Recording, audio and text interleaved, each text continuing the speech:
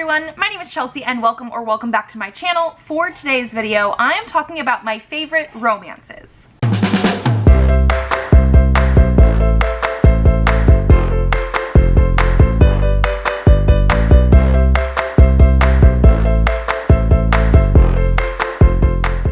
So yes, this is partly in honor of Valentine's Day, and then it is also partly in honor of the rom-comathon that I'm currently participating in, because I love romance. Obviously, I was going to participate in a readathon that involved reading romances.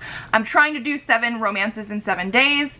We'll see how that goes, but it definitely made me think, I don't think I've ever actually done my favorite romances on this channel. I've definitely done romance tags and I've talked a lot about romance books, but I don't think I've ever actually just sat down and told you some of my favorite romances. So I actually have 20 things here today. Some of these are ones that I've read recently. Some of these are ones that I've read forever ago, but they still live rent-free in my mind. And so hopefully I'll be able to tell you a little bit about them, a little bit about why I love them potentially, but just know 100% every single one of these that I'm going to talk about today was a 5-star read. I absolutely love them, and we're gonna get into it. I have broken these down by male-female romances versus any sort of LGBTQ plus romance. I actually have more of the latter category than the first category, but I think we're gonna go with that first one first because there's not as many, and let's jump on in. Okay, so the first romance I have here is, spoiler alert, by Olivia Dade. Now, Olivia Dade is an author that also has indie books, although this one is traditionally published, and I've read 1 or 2 of the indie books before. They weren't my favorite though. Like, this is my favorite out of her works. This follows a plus-size or fat main character who is 100% happy with the body that she is in, which I absolutely love. And she writes fan fiction for this sort of like mix of Game of Thrones type of show and Greek mythology, and it's sort of mashed together that way. And she is like friends with this other person who writes fan fiction who just so happens to be one of the actors from the show. I absolutely loved both of these characters as our main characters. I love that our main character of April is happy in her body. She doesn't want to like try and change herself like we see sometimes people having to come to terms with the fact that they are fat. Like, no, she's happy with it.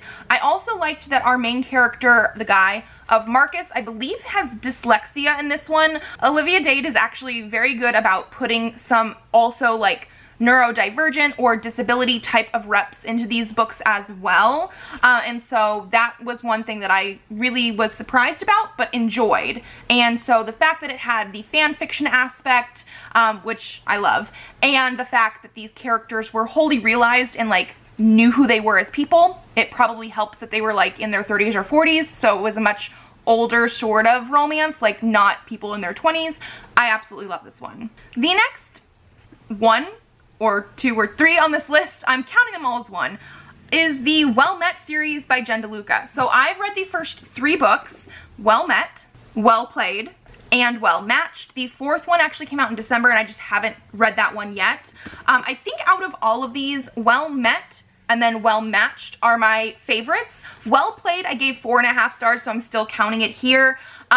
But it had a little bit too much of them not actually meeting face to face right away, and so that was just not something that I'm as happy with, but I absolutely love these ones. This is a series of romance novels that you can actually read separately if you would like to, although there are little cameo appearances of the previous couples, all set at a Ren fair.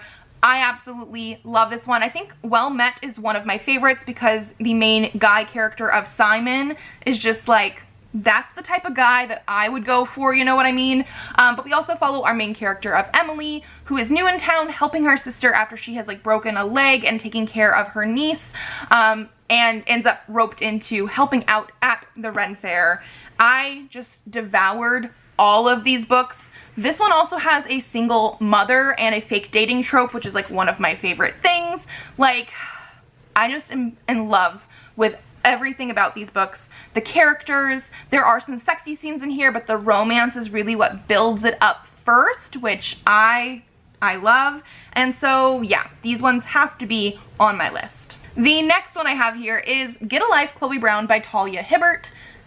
Yes, I still haven't read the rest of the books in this series, but I absolutely love this one, 5 out of 5 stars. This one follows our main character of Chloe, who is chronically ill, and she decides she wants to take control of her life and sort of make a list to get a life. And we end up having her, like, handyman at her apartment, Red, roped into helping her do this.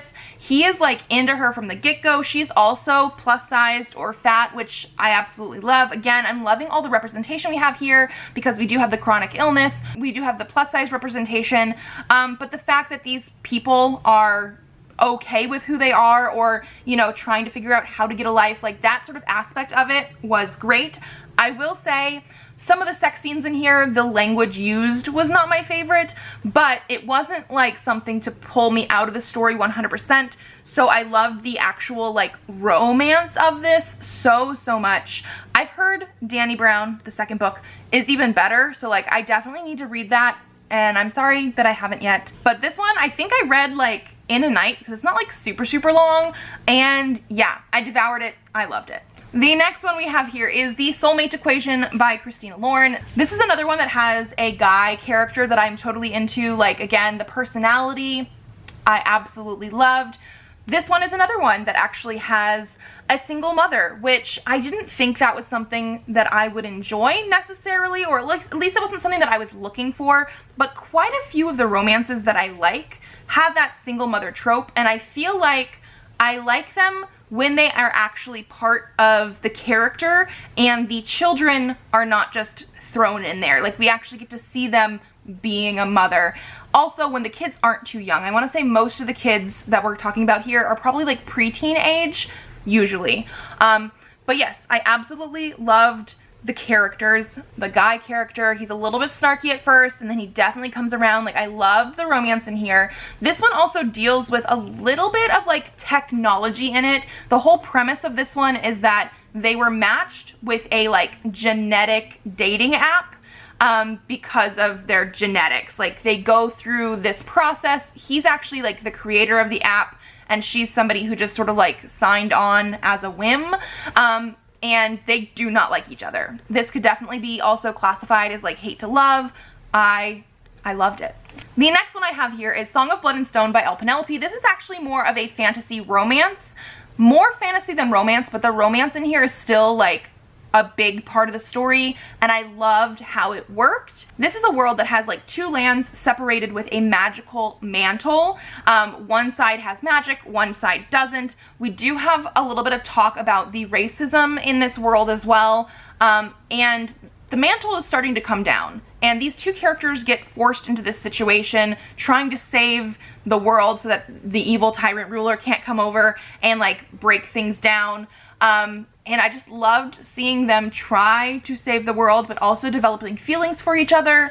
This is one that if you like fantasy and you're not entirely too sure you want romance, but like you want to get into it, definitely try this one, because like I said, it is a little bit more on the fantasy side than the romance side, but the romance is integral to the story. Let's bring up a classic that I'm sure everybody knows about. It's The Hating Game by Sally Thorne. This is the epitome of like hate to lovers, or like rivals at work to lovers. This one, I didn't like the movie too much, but like I haven't read this one in a while either, but I do remember really liking this one because of the dynamic between the characters. You really get to see that it's not 100% hate to love. They are rivals and everything, but you get to really develop those romantic feelings, and like we as the audience get to see it before even some of the characters do, and I absolutely love that. But yeah, this is just a really quick fun one, very classic in the like book sphere, because I feel like this one was published long enough ago that people don't really consider it today as much. Like, this is one that came out a few years ago and people might be slowly trying to read again. It was so much fun. Like, I just absolutely loved the dynamic between the characters. And again, the romance buildup is what I love. So yeah. I can't make these lists without acknowledging Sweat and Soap by Kentetsu Yamada. This is a manga, obviously. It's actually an 11-volume manga series that has finished. I absolutely love it. This is like the epitome of romance. I've talked about this, like especially like in my favorites stuff of the year. This is 100% like what romances should be. Because of the fact that we get 11 volumes of the romance, we get to see them meet for the first time, we get to see their first date, we get to see them working through problems. I love the fact that they are adults, like they're definitely in their 30s. I'm pretty sure they're both in their 30s, but we get to see them have discussions of like, what is this relationship going to be? How are we going to move in together? All this kind of stuff. They have to work through different little issues, but like they talk through their problems. The romance vibes are immaculate. Like I love them so much. And then at the end of the series, I don't think this is a spoiler because it's literally on the volume cover of the last volume of the series, but we get to see them get married and like start their life together that way as well. Like it's just like everything that you would want instead of just a romance book that like people get together and then there's like an epilogue or something of like 5 years in the future we had a kid. Like no, you get to see everything. It is so good. Like I just love this so much. It is a little bit weird when you first start off because like the whole reason that they sort of met and then start a relationship is because she has an excessive sweat problem. Yes. And he has a really like good nose. He can smell really well and he just loves how she smells. So yeah, it sounds a little bit weird, but the actual romance and relationship between them is perfect. And the last book that fits into this first category is going to be Wait For It by Mariana Zapata. So this is an indie book. And I've read a few different Mariana Zapatas, but this one is my absolute favorite one. It does have some hard-hitting topics. It is 100% slow burn, but the actual, again, the romance and the vibes between the characters, I loved so much. This one follows our main character of Diana, who near the beginning of this book has to take in her two nephews because her sister and husband, I'm pretty sure, have passed away, and like she is now inheriting these two kids that she never planned to actually have, and I believe it's like her neighbor across the street sees all this kind of stuff happening and they eventually intertwine their lives, and I just absolutely love this one. I definitely need to reread this one because it has been a while, but so far, no other Mariana Zapata has topped this one for me, and I just absolutely love it so much. She's the queen of slow burn, and so it is going to have so much of that like tension and romantic buildup before they actually get into a relationship, but I love it.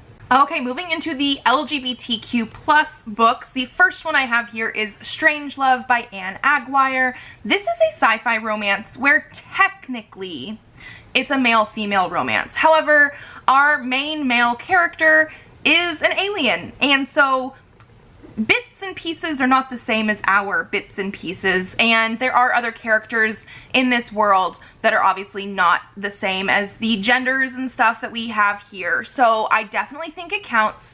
This one is a cross between like The Bachelor and The Hunger Games, and yes, there is 100% romance. Like I loved this one so much, but basically our main guy character kidnaps a human from Earth, thinking it was a different planet, thinking that he had an arrangement to go to these sort of like bachelor mating games things, but he gets more than he bargained for because it was the wrong planet. It's not the person he was supposed to take with him, but everything happens the way it needs to happen. You know what I mean? They get into these romance mating game things. They are sort of deadly as well, because I did say it was mixed with the Hunger Games. And I love the way that the romance came about. I loved the sex scenes actually, because again, they're not like your typical sort of sex scenes. And there's a talking dog.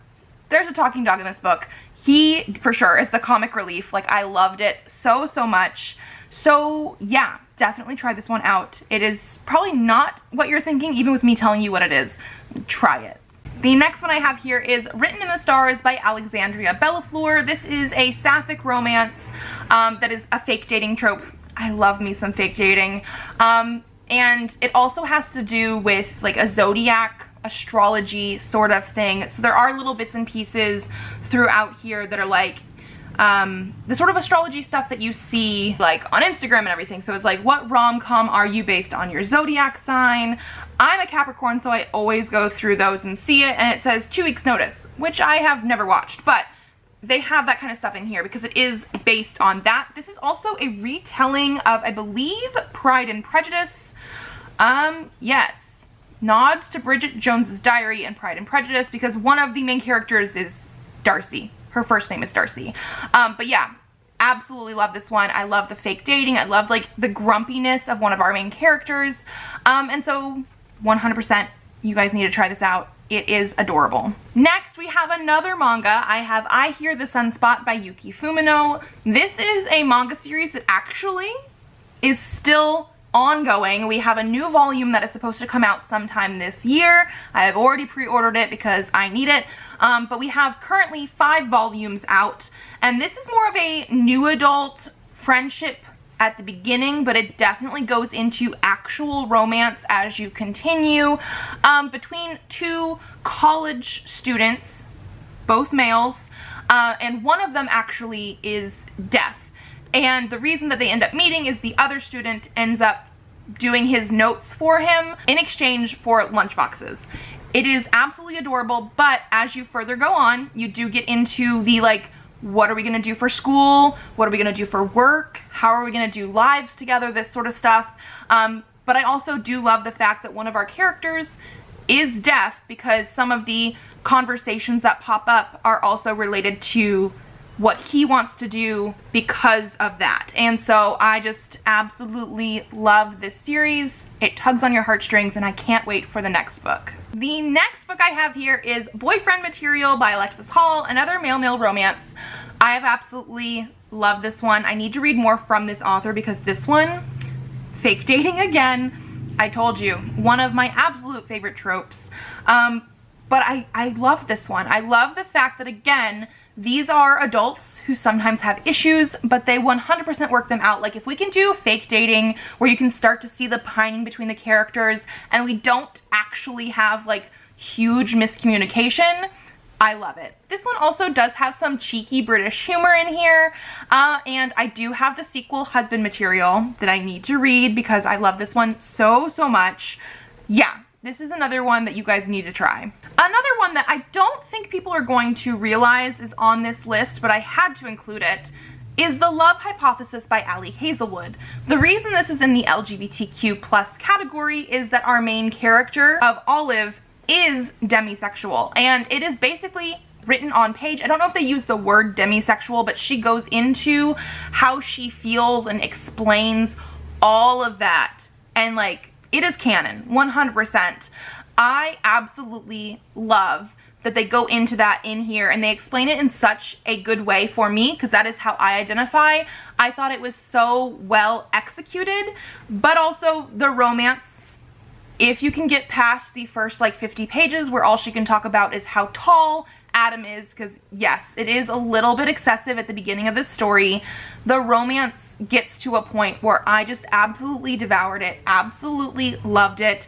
I loved the like 3rd act breakup. It's not exactly like that in this book. Like, if we're not having a bunch of miscommunication, it's not exactly in the same way that some other books are, but you know, the typical romance tropes. We do get to a sort of 3rd act breakup, 3rd act conflict, let's call it that, where we have to have a little bit of angst in it.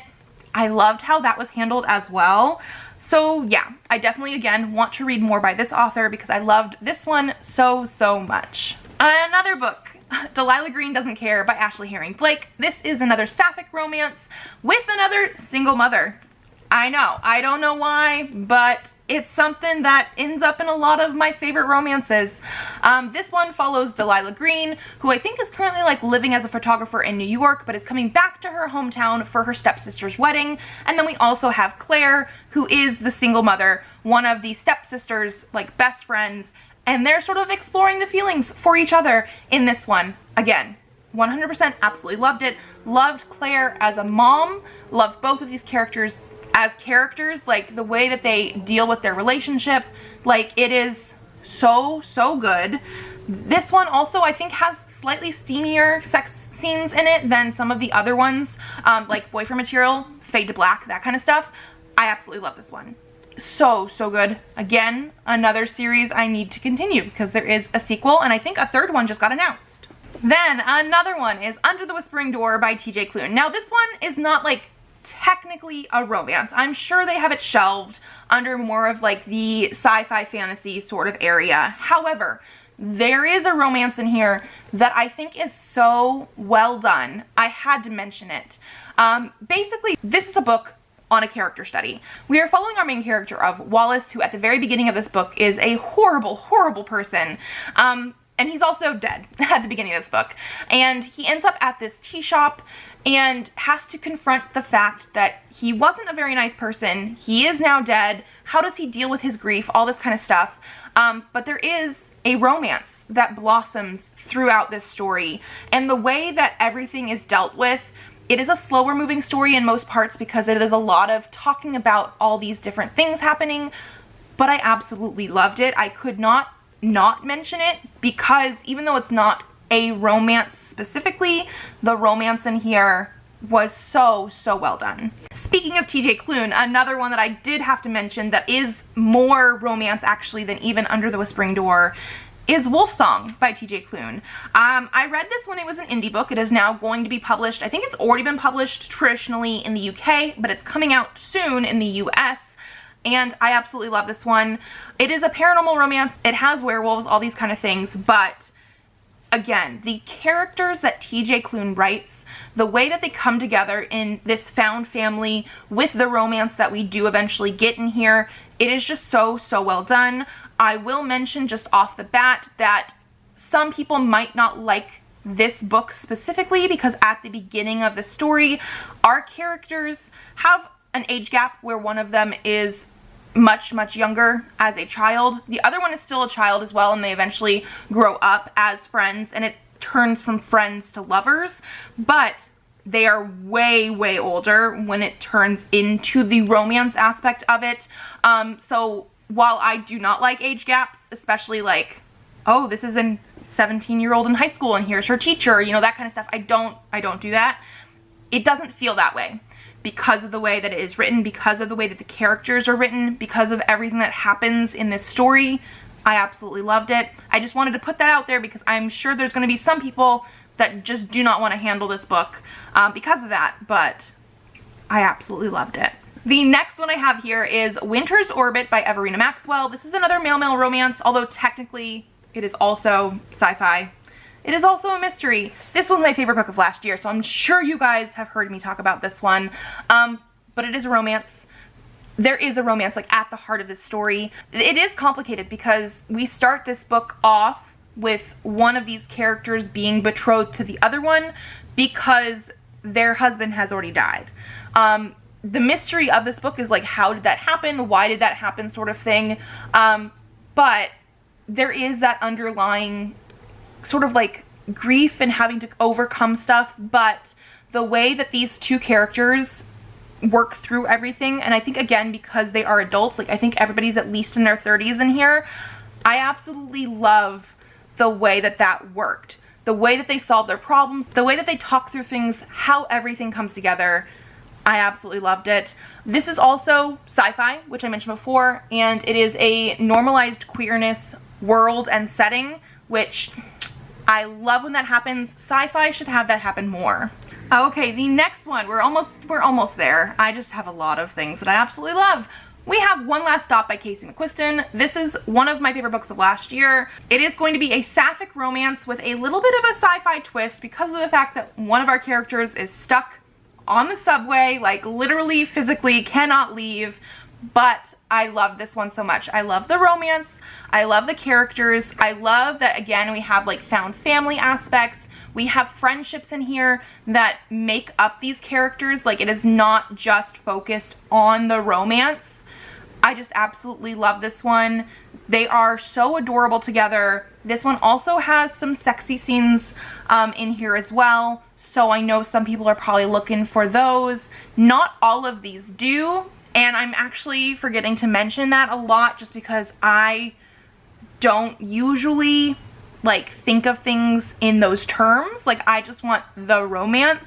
And so if it has sex or doesn't, unless it's like really bad sex, I'm okay with it, you know? So like, if you're looking for that though, it had some good scenes in here, but I absolutely love this one. Hopefully I said that was by Casey McQuiston, because speaking of Casey McQuiston, I do also have Red, White, and Royal Blue. Obviously, I read this one before One Last Stop because it came out first. This is going to be a male-male romance that is between the president's son of the United States, in an alternate universe, obviously, and one of the princes of England, again, in an alternate universe. I absolutely love this one. This one is more of like, again, sort of the rivals to lovers sort of thing. They're hiding the actual romance. Again, it was so well done. This one does have more of the fade to black sex scenes, more focusing on emotions during it than like a play-by-play, which is, again, my favorite thing. But yeah, I was totally on the hype train when this first came out. Like, I just absolutely loved it so much. It is cute, adorable, funny. Like, I just, epitome of rom-com, basically, right here. It was so good.